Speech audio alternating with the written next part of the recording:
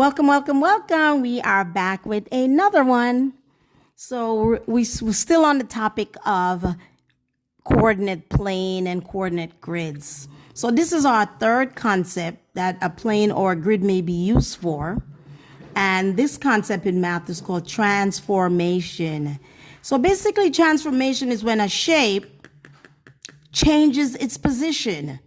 All right, it may change its size, it may change its shape, it may move in some sort, but the main thing is that as it moves from one quadrant to the next, it changes.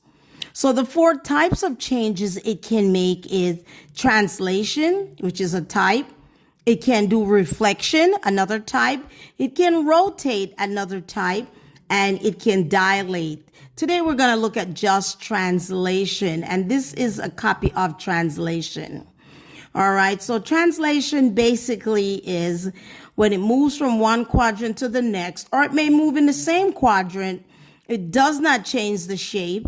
It does not change the size. It keeps it, and it moves at the same distance that it was original. So if this one went up one point, this one will move 1 point. If it turned that way, if it went that way, move, and the other one moved the same way, that would be translation. So basically with translation, there are no major changes in size or shape.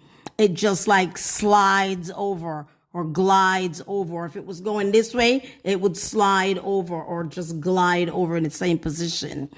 And what they would ask you is, what are the points of the original image, called the pre-image, and what are now the coordinate points of the image, which is the second copy image.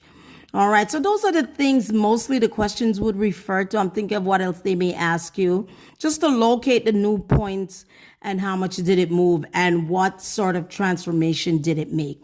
So moving from quadrant 4 to quadrant 1 is an example of translation, because it just slid on up, kept the same position, kept the same shape, and just moved up in the same manner. All right, so that is an example of translation.